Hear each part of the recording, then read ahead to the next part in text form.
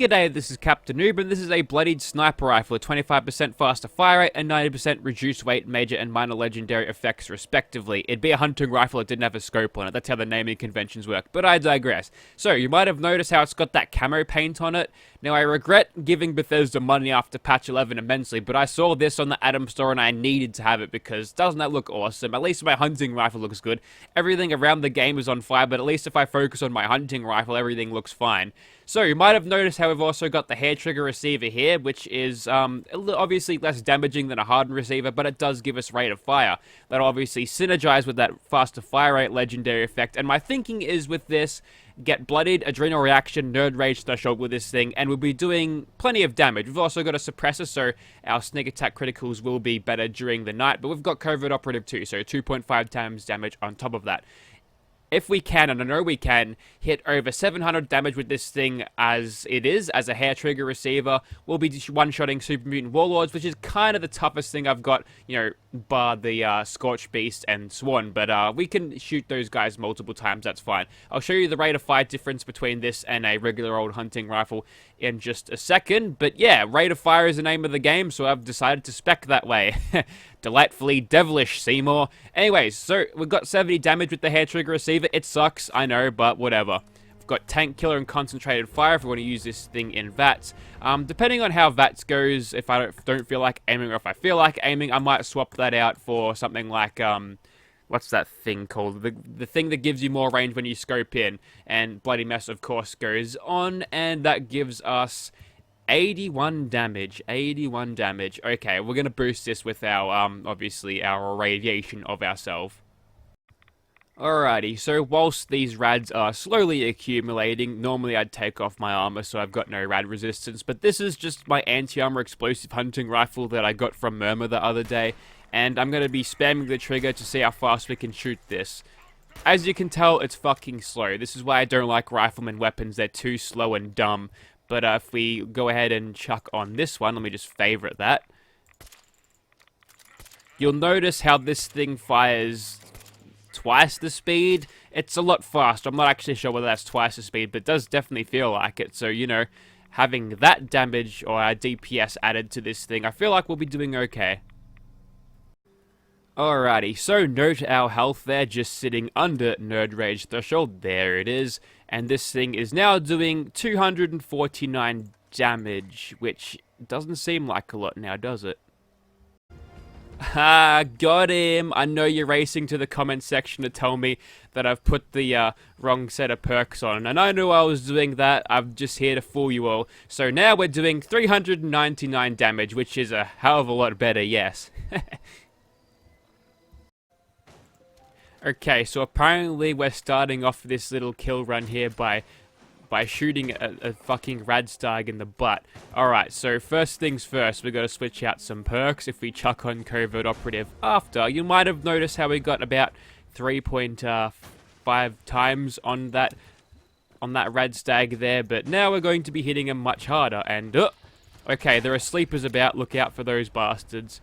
Alright, so as you can tell, hitting these ghouls for good damage, and now I don't have to complain about the hunting rifle's lame-ass rate of fire. I will, however, unequip and re-equip the weapon to make sure I'm actually getting the speed demon bonuses out of it. There you go, that's what you want. Alright, I unequipped the weapon a little bit too soon then, but apparently this place is just full of sleepers, and apparently this weapon is good against sleepers, so that's kind of what you want. The reason it is good is just because I'm using stealth perks, basically, just whacking him in the torso for one. That'll knock him down, that'll take him out, and the rate of fire is definitely helping here, and since we've got all of this extra damage from the Bloodied legendary effect and all of the other associated effects that we could possibly have, we're not struggling here at all. We don't have as good hip fire because I went for the forceful stock, but at least we're going to be able to fire this thing for longer. I mean, the hunting rifle is not something that is totally you know, breaking on you all the time. It's got a fairly good condition bar, and you won't be firing it fast enough to actually see it break, so you could probably go for like 2 weeks without repairing this thing of just straight play, but honestly, who's going to be using a hunting rifle for that long? Not me, man, but this one is certainly making it look worthwhile, eh? So we're cleaning up these ghouls at an incredibly fast speed. This is probably the best I've had for a crowd control weapon, and I think it's kind of cool how it can actually crank the, no pun intended, hunting rifles or sniper rifle if it's got a scope. Its rate of fire up so much that we actually are able to get them. Question is, are you going to be dropping legendary shit? Probably not. I shouldn't suspect anything to be dropping legendary stuff at, at patch 11 stage of the game. I can't wait to the next patch. Normally I'm like, yeah, the game's getting better now, but now I'm really fanging for that next patch because this game has been so fucked since that I've debated stopping playing for a while, but the show must go on. We can't be all fucking salty all the time. So, yep, there we go. The way to avoid bugs is just to stop using shit weapons, I guess. And apparently the hunting rifle today isn't a shit weapon, so there you go. Whoops, and in all the commotion I forgot to show you my buffs. Here they are. That extra melee damage is going to be doing so much for us. And of course, we're wearing complete unyielding armor here, and my specials. Perception is going to make this thing incredibly accurate, even at this range. Okay, so the success criteria for this particular rifle is to be able to one-shot everything we do shoot at. That was an Overlord. I missed a fucking easy shot there. But yeah, if we can knock out these Overlords in one shot, you know what? I don't even have to aim for the head. We can just go nice and close and hit him with a little bit of that hip-fire accuracy because it's good. There was a Warlord there, hit him with a critical, seemed to do pretty well. And we can one-shot Warlords, but the style points are fun to get when you get those headshots. Not a whole lot of skill to using these weapons. It's a point-and-click adventure. The bullets are going exactly where you click from the moment you do click. It's good for netcode, so I wouldn't have it any other way. And plus, it's not like we're using this thing in PvP anyways, so who gives a fuck about that? Obviously, the nuclear winter balance for this thing is right, and take a look at that damage now that we've got it all up with adrenaline. That's the one. 544. So at this point, hitting, let's say, 3.75 times.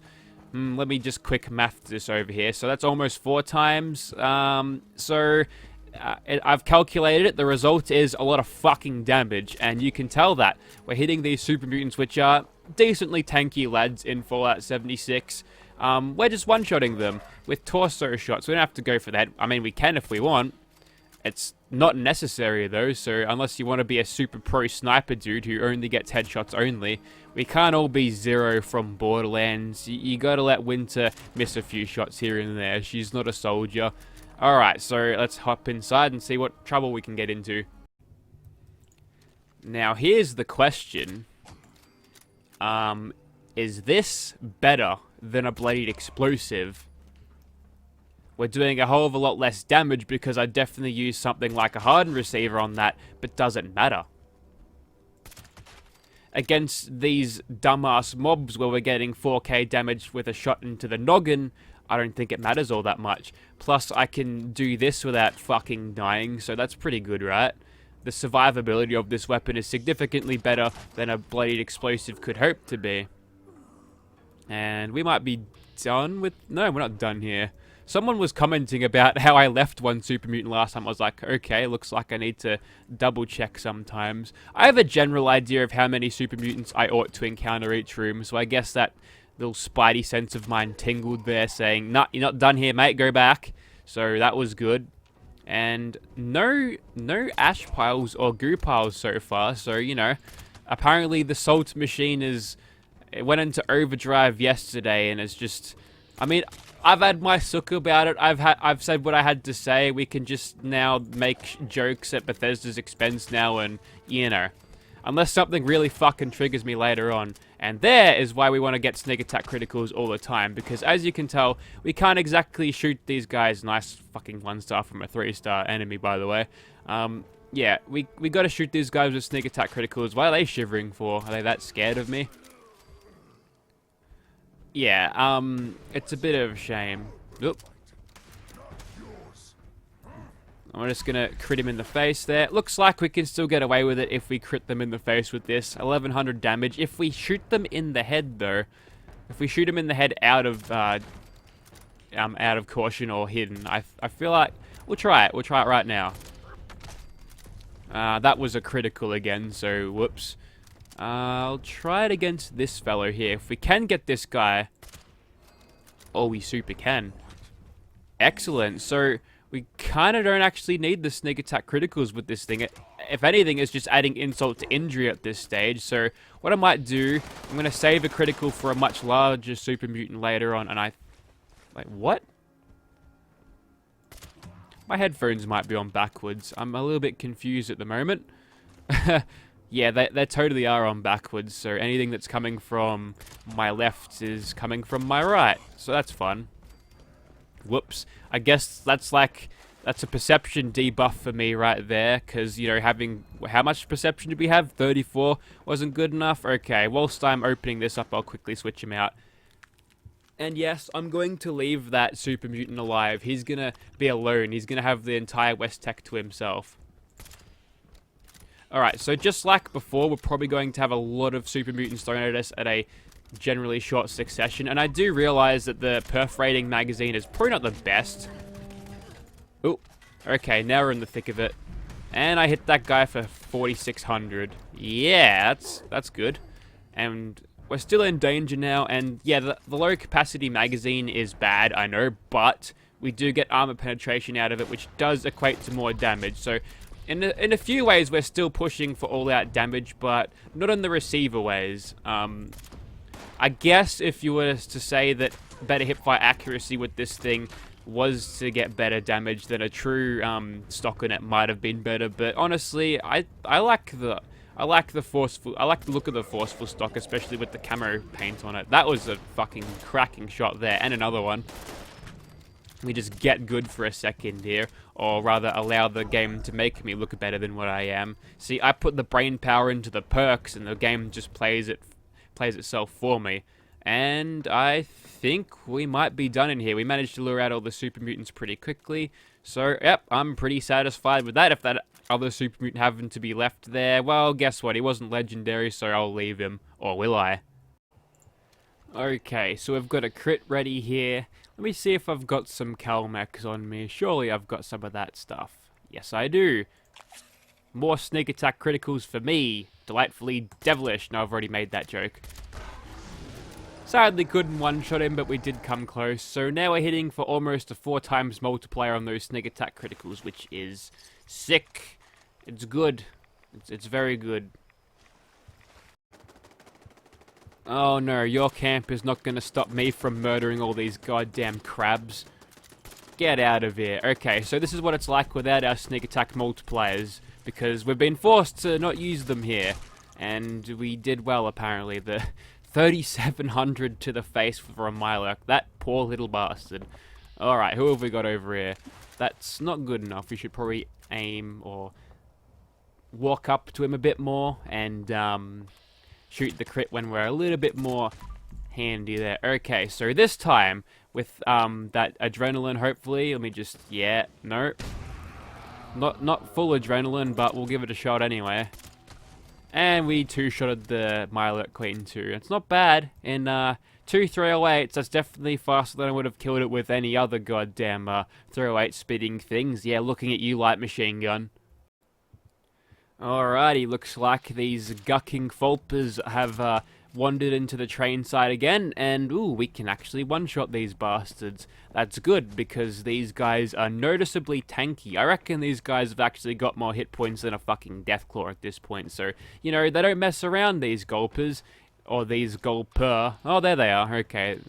Just gotta look over here for these guys, and looks like spamming criticals with this is certainly the best way to boost this thing's damage, which is, oh wow, a bunch of rad toads. Okay, at least there's an angler there. You know, you don't put level 40 enemies, which are at worst an annoyance, against Gulpers. Glowing Gulpers are the toughest sons of bitches this side of fucking Maine, so, you know, you can't really put them with these little bastards. You could throw maybe 100 of these glowing rad toads at the gulpers. You could follow. Hey, that one was friendly for some reason. Well, he's dead now. I don't like them anyway. I don't care whether they're friendly or not. But the train yard smash was easily cleared out by. Ow! I just ran over that. That's something I always do, by the way. Hey, it's that light step perk that I never take. That's why it's doing that. But as you can tell, no problems with that. And I'm pretty sure it's the daytime now, so time to jump to another server and we'll take on some Scorch Beasts. Okay, time for this thing to let loose on some Scorch Beasts after some server jumping here. And I noticed something whilst just messing around waiting for time to tick by to where it is now. This thing, if you use it in third person, if I scope and it's in first person again, it actually slows down the rate of fire. I believe I've found a bug with this weapon in the fact that the animations in third person are tied directly to your rate of fire, and it doesn't actually, you know, boost it. Whether it's got the legendary effect where it boosts the rate of fire, or whether it's got that receiver that would boost the rate of fire. So that's interesting. If I were able to switch back now, thanks Bethesda. Now we can see how fast we fire with this thing without it. As you can tell, when we're nice and hidden like this, we've got all the bloody time in the world to take out a Scorch Beast, so that one's slightly out of range. Interesting. And what we'll do now is just take out a bunch of these fucking toasted cronies, and when that one decides to get a little bit closer, looks like we were able to hit it from here, which is good. Alright, I'm missing out on a little bit of sneak attack crit damage, but I think it's kind of negligible, and we are immediately in danger. Who the fuck saw me? I'm thinking it might be a bug, but regardless of that... Ooh, can we out-tank it? No, we can't. That was bullshit. There's nobody around me that could actually see me. Okay, but people have been telling me that stealth is a bit bugged. They just can't seem to, you know, hide away from enemies like I can. So I guess that might be the same bug we saw there. I'm not really sure what exactly happened. There was no immediately swarming dudes around, so maybe the bat just used its echolocation to find me instantly. Problem is now that I have to... Wait, where'd it go? Okay, there it is. I have to sit by this fissure site here to make sure I've got enough rad so I can actually keep moving. And his limb damage persisted, but his health damage stayed the same. But yeah, I think you get the idea of this thing. There's a couple of things that were... I don't even know what happened there. I might look back at that just to see what happened, because there was nothing around me. I didn't get swarmed by a bunch of regular red zombie fucking mushroom dudes, so no fucking clue. But there you have it, a bloodied sniper rifle with extra fire rate and the weightless legendary effect doing nothing really. It's like taking 45% of that weight off, because it doesn't actually account for all of these different attachments on it. If I had none of this or all standard equipment on this, it would be as it usually is. But no, it's a little bit broken when it comes to these weapons. But that's okay, it shaves a lot of the weight off it, so it makes it a little bit lighter in your inventory, which is nice. If you'd like to see this thing in your game, hit me up. I actually kind of like this thing though, so you're going to have to offer me something good. And don't offer me any bloodied explosive hunting rifles, because I've got one of those as well. Thank you very much for watching, guys.